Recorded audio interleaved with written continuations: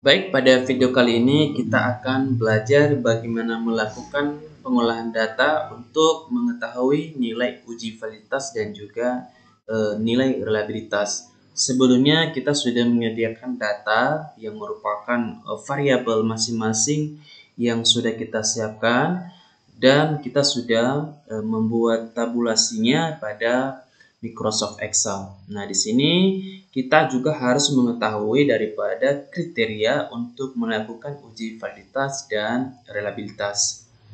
Untuk pertamanya adalah jika R hitung lebih besar dari R tabel, maka pernyataan tersebut dikatakan valid. Sebaliknya, jika R hitung lebih kecil dari R tabel, maka pernyataan tersebut tidak valid.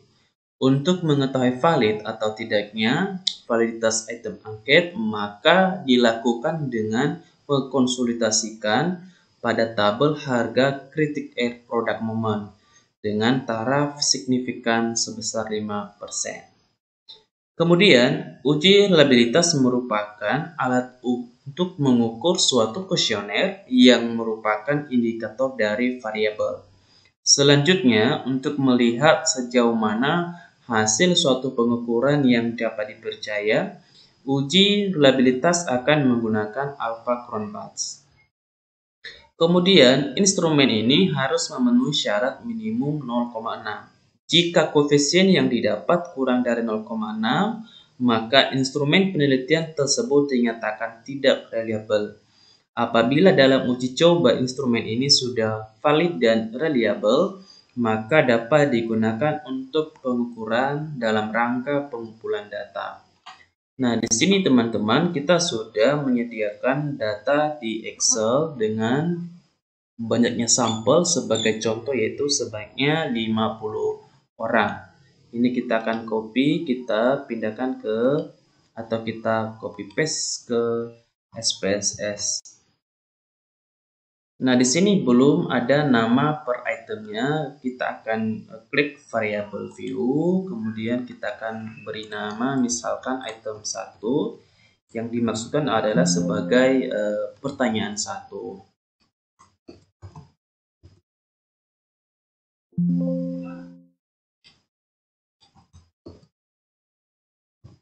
Ini item 1, kemudian item 2, kemudian item underscore 3, kemudian item keempat,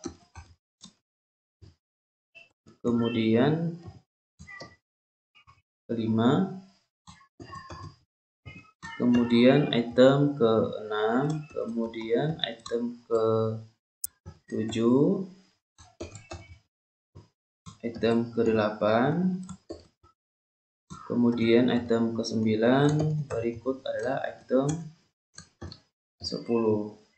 Kemudian yang terakhir adalah item total. Nah, yang lainnya tidak perlu diubah, tipenya tak usah, ini numeric, kemudian unitnya tak usah, desimal, kemudian kita masuk ke measure-nya. Ini kita akan ubah dalam bentuk skala atau ordinal.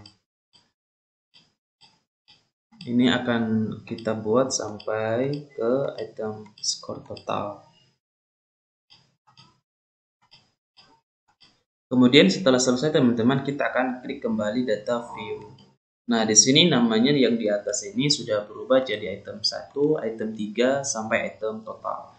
Karena di sini kita mencari uji validitas atau nilai R hitung, kita akan masuk bisa juga ke analyze atau juga bisa ke yang ada tanda panah di bawah ini. Yang seperti ini. Kemudian kita klik bivariate korelasi.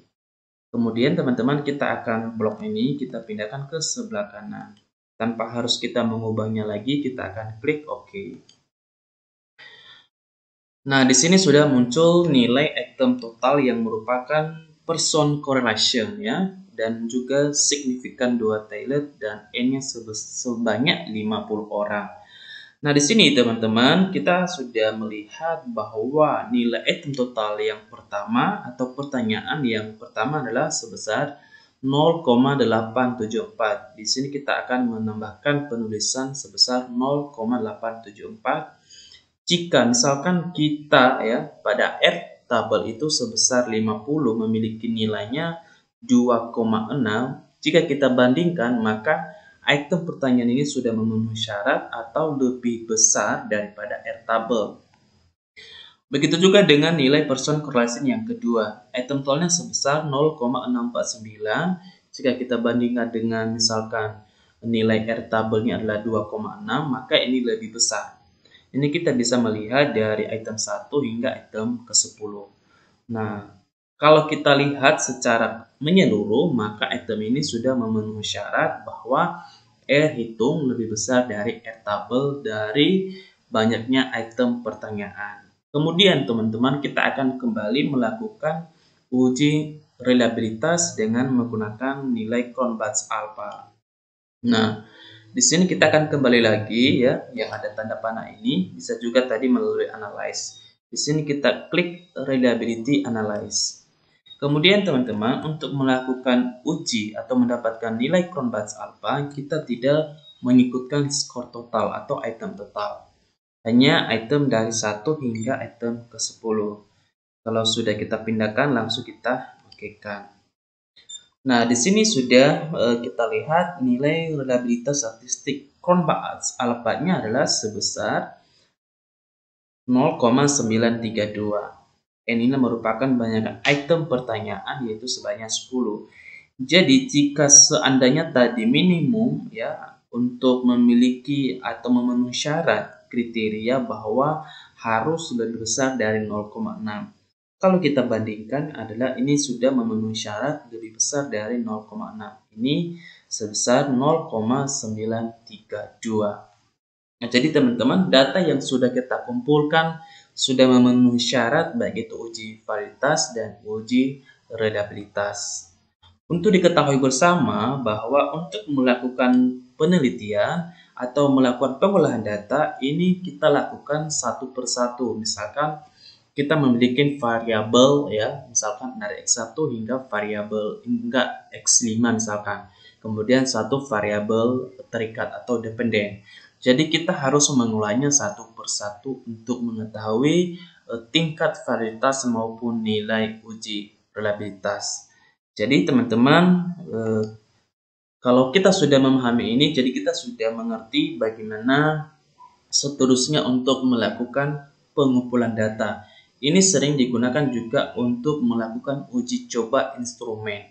Setiap indikator yang kita buat apakah sudah memenuhi syarat atau tidak, sehingga kita sudah bisa melakukan riset atau penelitian selanjutnya dalam hal mengumpulkan data.